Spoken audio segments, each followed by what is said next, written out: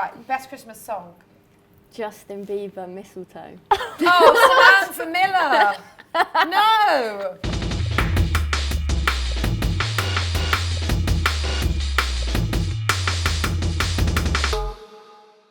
Hello guys, welcome to That's the Tea. I'm Nicole Holliday and I'm here with Spurs and Wales midfielder Megan Wynne, sports broadcaster Fadumo and sports journalist Samantha Miller. Now you two are back here after your successful debuts.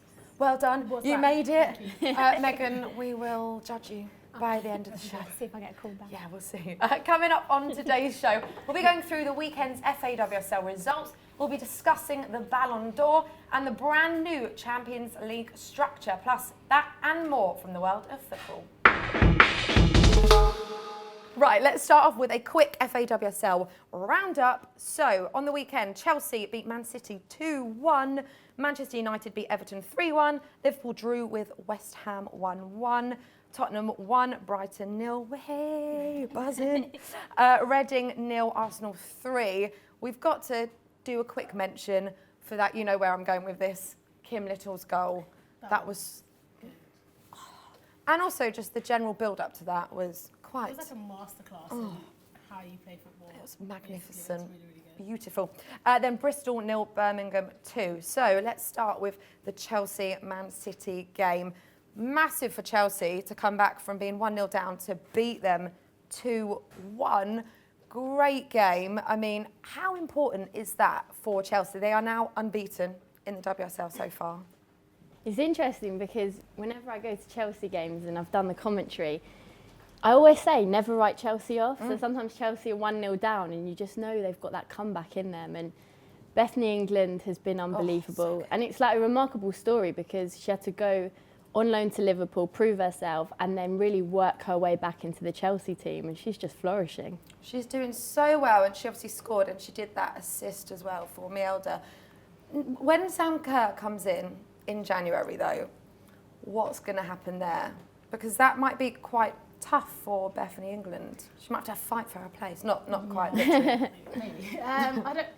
I'm with the whole Sam Kerr thing. I still don't think they need her. That's the thing. Like, I'm so sold on like Beth England, Fran Kirby, and G, such an amazing player. Like, I think G is one of the most underrated players. I was just about to say that. Full stop. Like, she's absolutely quality. So I don't know.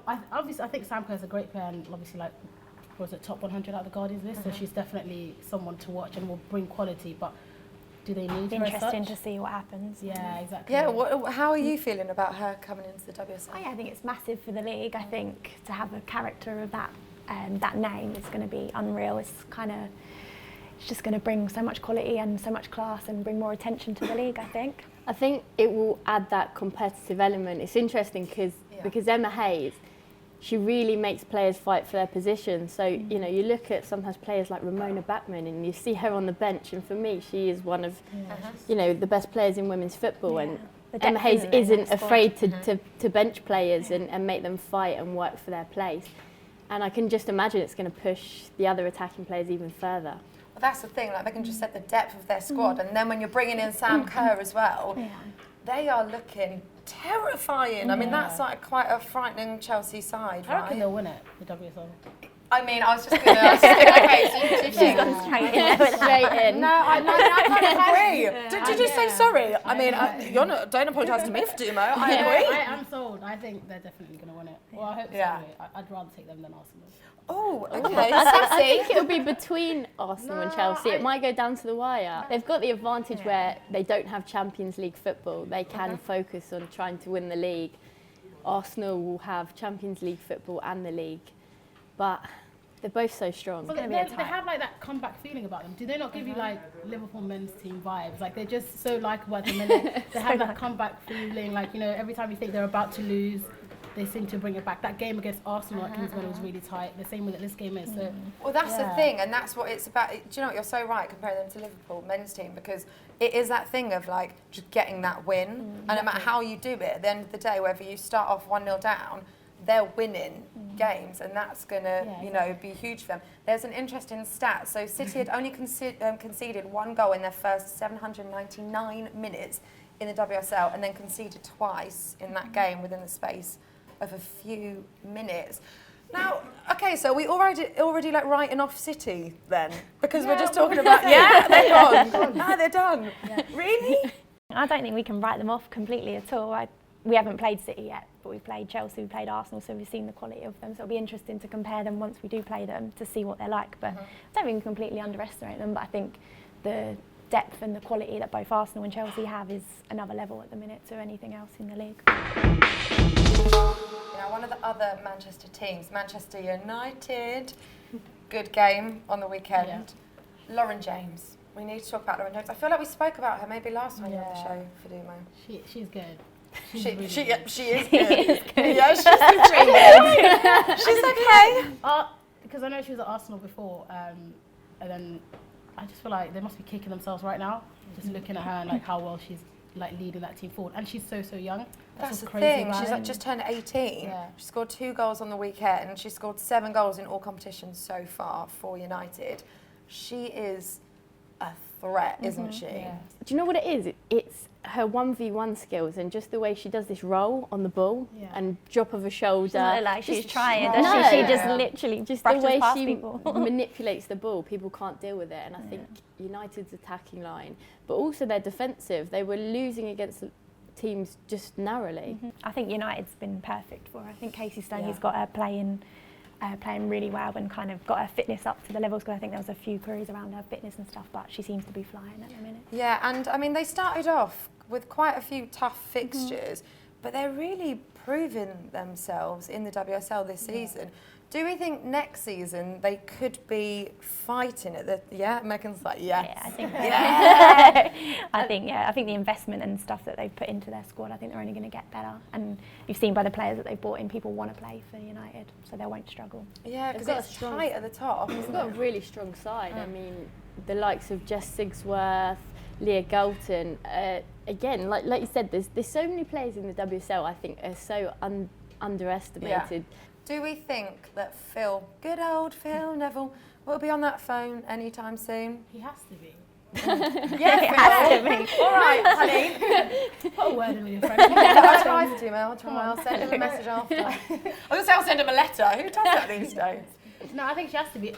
It's like, you know, the whole Beth England thing. Like, I think Beth England was the key to England last year's World Cup, and she didn't make the squad. So that was a massive shock to a lot of people. If you like really watch football and really watch the WSL, you know she was a talent that would have really brought her forward. And I think Lauren James is that case. So if she's not getting an England call up next year, I don't really know what else you could do in that kind of situation. Pick the players on form, isn't it? Yeah, if you're looking at players in that league that are playing at the highest level, then she's... Squirting is good. I think it should never be a case of where people in the England squad are like, players in the England squad are comfortable. Complacent. And then their space is confirmed. Because I don't think that should ever be the case. I think there should always be a sense of, if I'm not performing in the next 2 games, I could possibly lose my space to someone else. And the depth there is in the WSL, there's loads of people who can easily fill that up. Yeah, for sure. Now, Megan, how are you finding the season so far at Spurs? Yeah, I think we've surprised a few people. I think people probably underestimated us when we were coming into the league, but it's tough. Like, it's a whole other step up from the Championship, and we've done really well considering. I think players are still getting used to us. There's a few of us that have come from obviously the league below that are getting used to the pace and the tempo of things. Yeah. But no, it's good. We're doing really well, and I think we're only going to get better. And I think the games that we've played so far, we've won the games that we've needed to, and I think we've still got a way to go to compete with the teams at the top of the league. But the teams in and around us, we're doing well and getting the results. And you've got a really interesting story. You're like, here we go. Yeah, here we go, story time. I know, I'm sure you get asked about it all the time, but it's lovely. It's a different one, isn't it?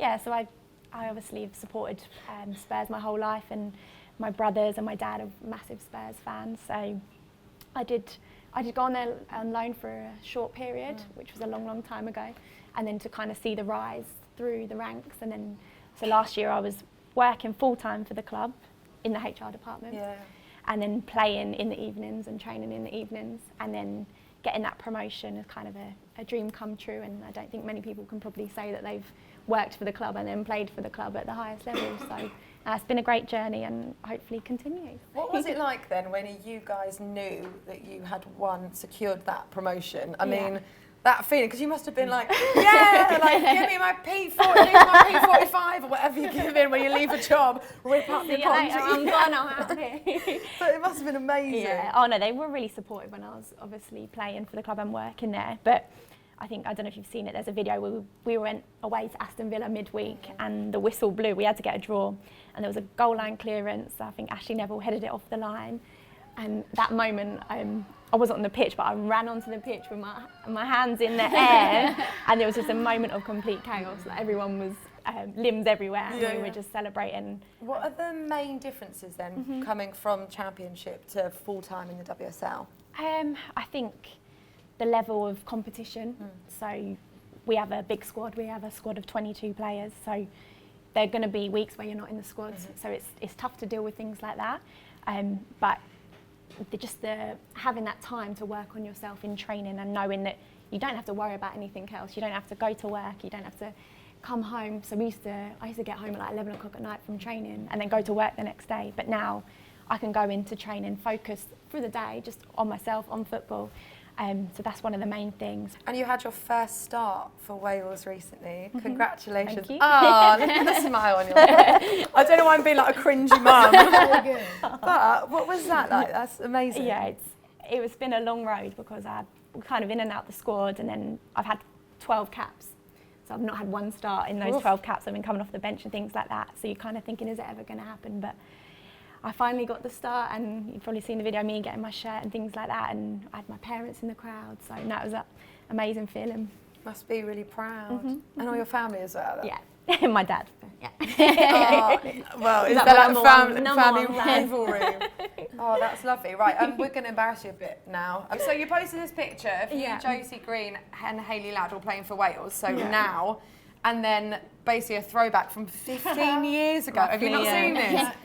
Can you tell who's who? Under 12 team. Oh, don't even look any different. What was it like having sort of come up together? I mean, I know it's cute. Yeah, it's obviously a weird one because it doesn't happen very often. Yeah. But me and Josie actually used to play. So that was St Albans City. We used to play at St Albans City together. We also went to school together. Wow. We then went to Tottenham together. I've got Watford. We went to Watford for about 10 years together. Then went to football. School together, uni, and then Tottenham, and obviously Wales as well. So we're kind of good friends off the pitch as well. So she's been by my side through it all. And then Hayley has obviously had an amazing journey as well. She's now at United. So yeah, it doesn't happen very often, but it's quite special to share those memories and things. And the Welsh men's team have secured, they've qualified for Euro 2020. Do you think you guys are going to follow suit? I hope so. It's obviously the disappointment of missing out on the World Cup and coming so close.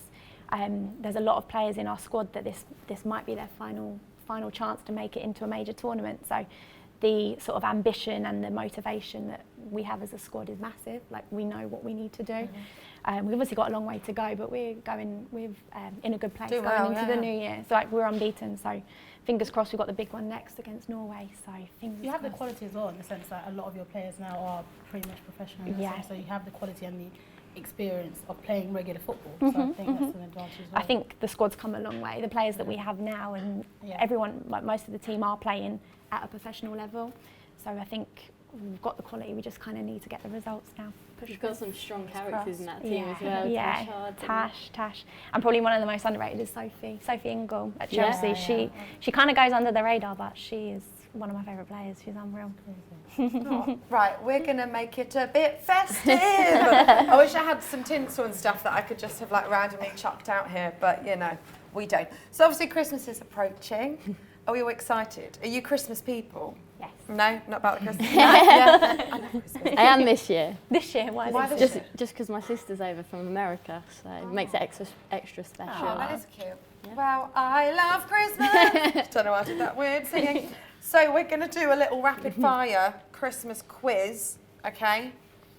One answer, very quick. Although Christmas movie, probably need a few words in that. But you know. Okay, roast potatoes or Yorkshire pudding? Roast potatoes. Roast potatoes. Yorkshire pudding. Oh, I like Yorkshire puddings. Right, best Christmas song? Justin Bieber, Mistletoe. Oh, Samantha Miller.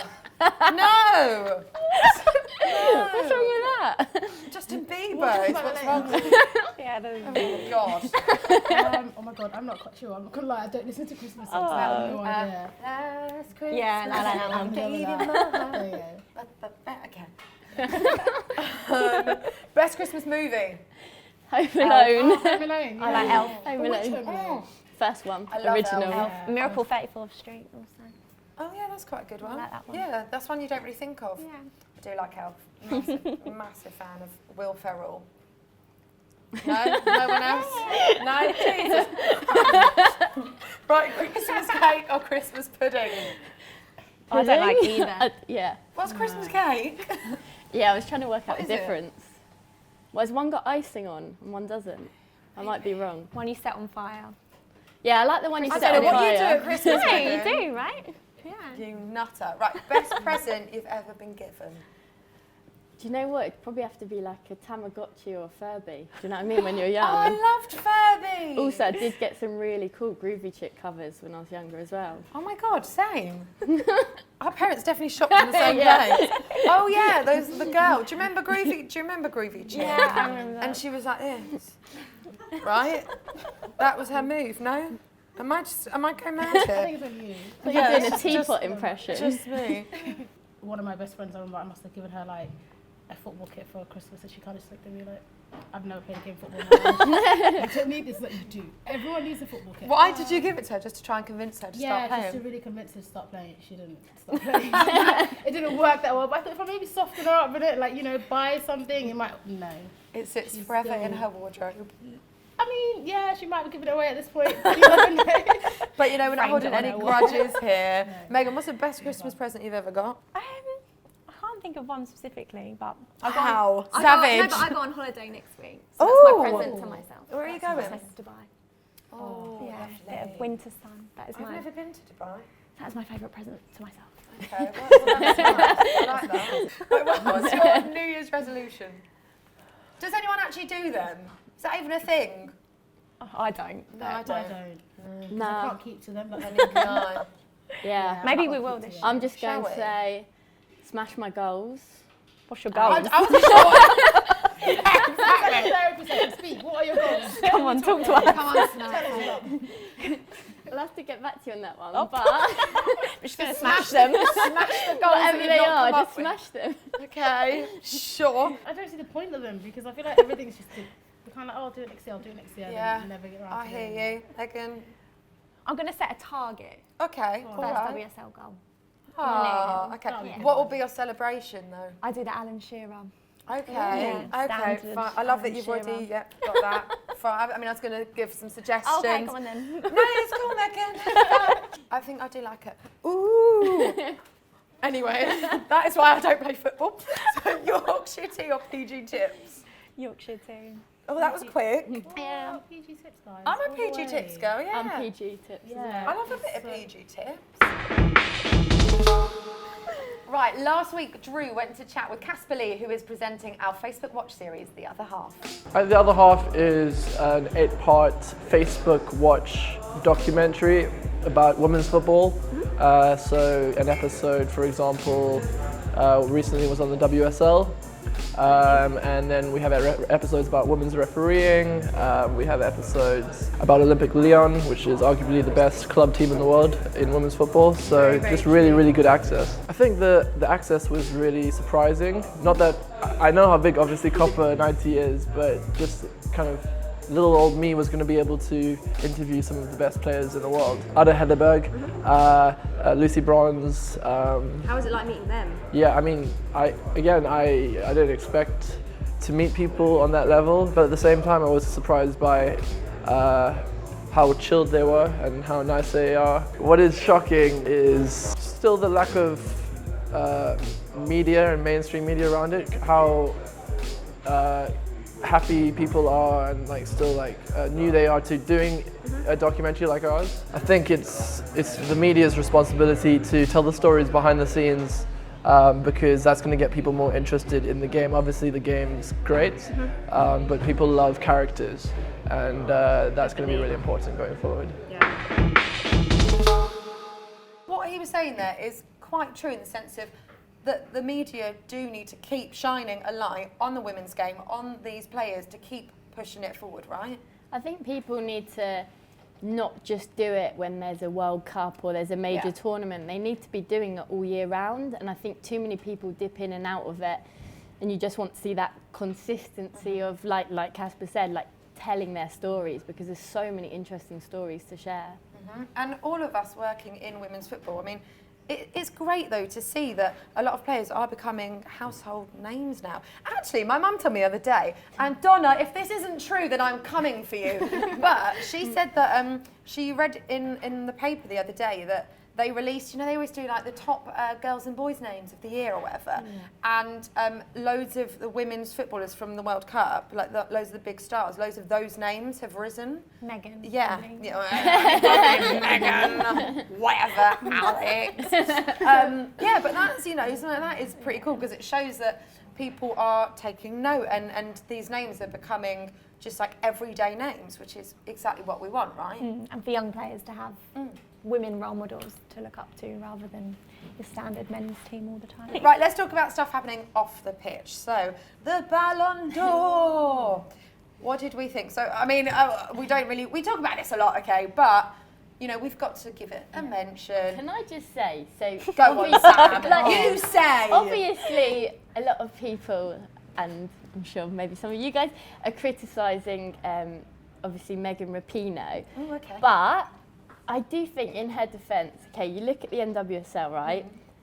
Starts in, April? US started training in May, had a camp in May. World Cup in June. Megan Rapinoe was probably available for about 5 league games. So if you take that into account, her only opportunity to properly shine is on the world stage at a World Cup, and that's what their main target, what they work towards. So, you know, she did smash the World Cup. Sure, but... Yeah. But, on the other hand, what about players that, you know, are playing in their league and then also smashed it at the World Cup? Do you know what I mean? But I just think, you know, Megan Rapinoe doesn't control how the league and US Federation, of course. you know, how their season works.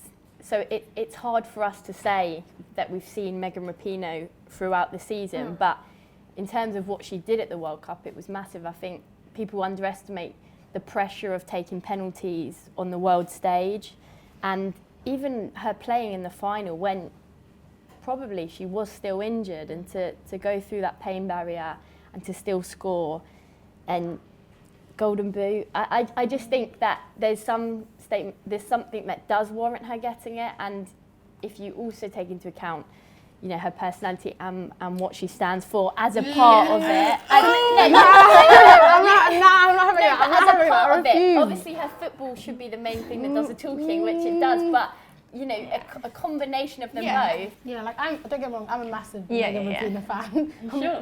I really like her. If she's ever come to Cup and I, let's do That's the Tea together, that's fine. I really like her, and I think she's great for sports as a whole, and I love everything she says about sharing her platform and making the world a better place, everything. But I don't understand how you were the best player in the world when you haven't scored for your club and you've made 6 appearances. Yeah. That's the bit I don't understand. Like, I don't understand what, like, Viv and Miedema needs to do more, or like, you know what I mean? Like, or anybody else has to do more. And if, okay, fair point about the US Federation, then the US needs to fix it. They shouldn't even, weird. Do you know what I mean? Like, you shouldn't even be a contender. But the Ballon d'Or they shouldn't be a contender for the it, US like to go big, so their main focus is major tournaments. They just want to win the World Cup and the Olympics, and that is their main focus. So the players are very driven towards those major tournaments. But equally, even though, you know, I don't think Megan Rapinoe should be held back when it comes to those awards, I would have been happy to see someone like Vivianne Miedema, because she got Arsenal into the Champions League, scored a record amount of goals in the WSL, and got the Dutch national team to the final. Yeah, exactly. So if Vivianne Miedema would have won, I wouldn't have said, oh, Megan Rapinoe should win. But I'm saying equally, they all have ways where they were deserving in different ways. No, I'm not having it. I'm like, no. Because like, it's, okay, so the Messi and Ronaldo are top contenders for the Ballon d'Or, yeah?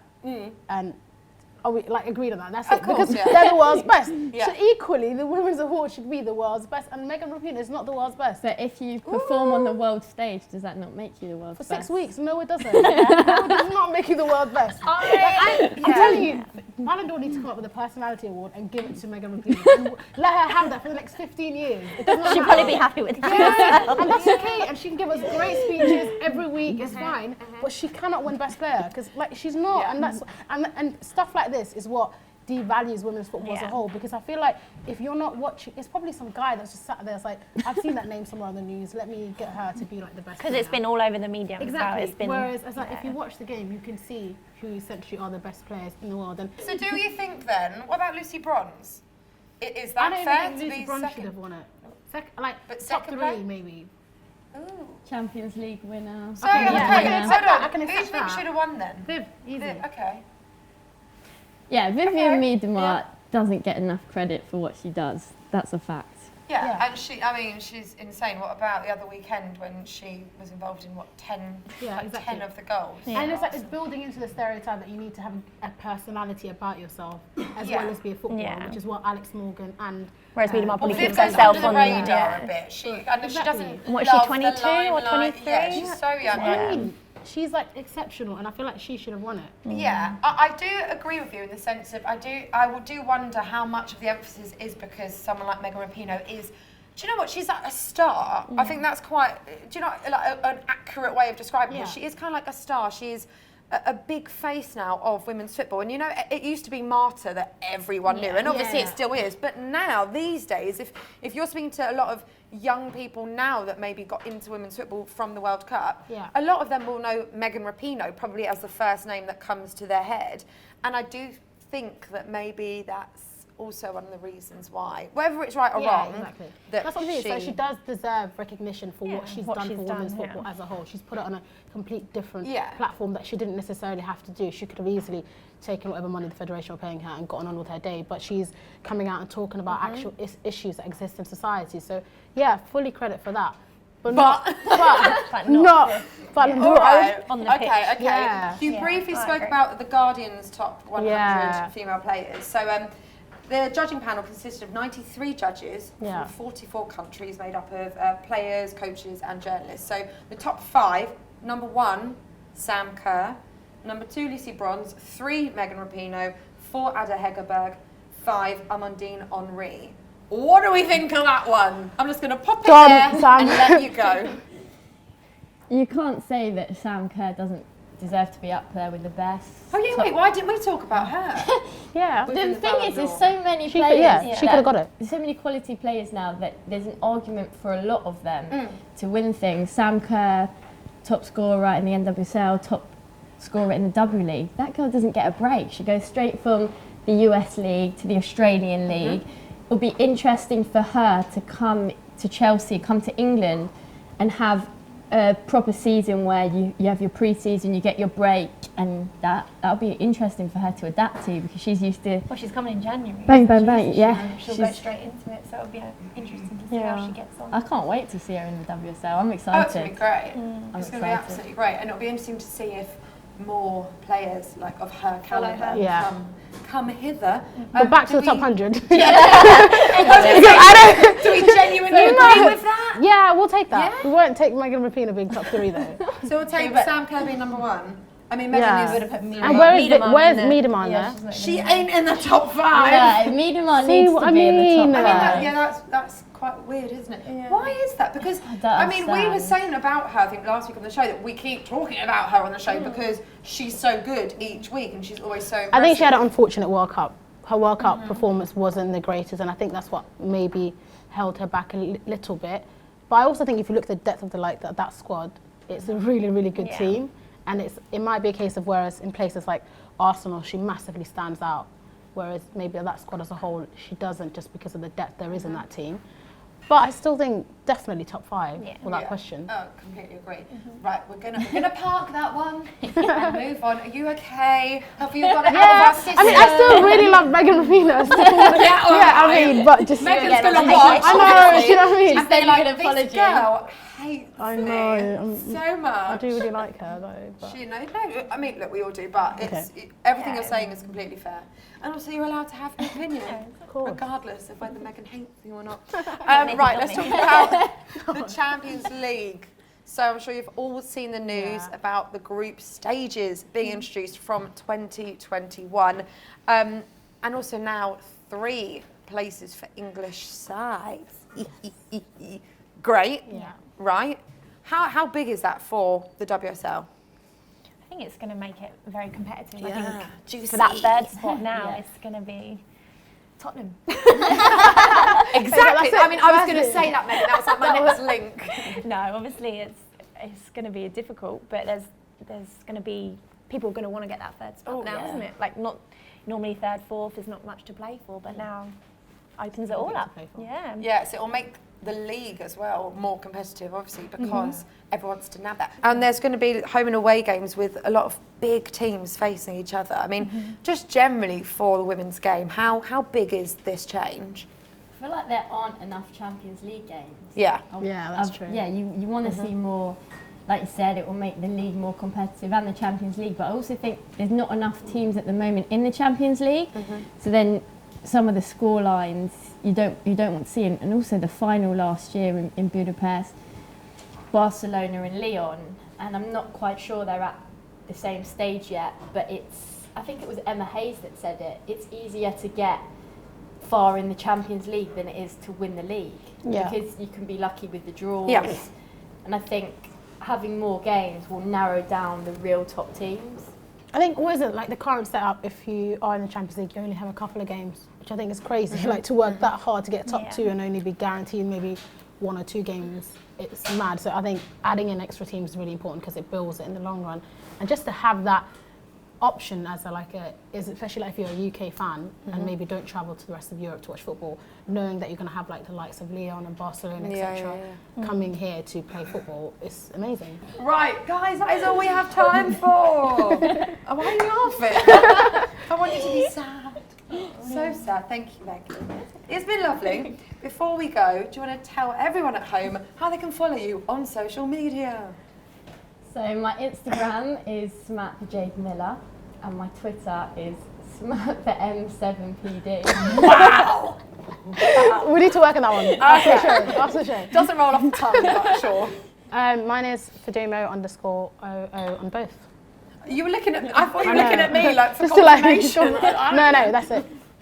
Megan? My Twitter is @MegsWynne, and then my Instagram is @MeganRoseWynne. I should really have the same, but I think someone stole my Instagram. I hate when that happens. Someone stole my Instagram name, so I had to change it. There's a Nicole Holliday on Instagram, and I'm waiting for her to go so that I can steal it. Anyway, that is it from us. Thank you so much, guys. Been a pleasure. We will see you again back here after the next round of FAWSL fixtures. Remember, you can get in touch on Twitter, tweet us @Copper90. You can join the Facebook group Football is Football and leave your comments so we can feature them in the show. But for now, I don't have my mug, but that's the tea.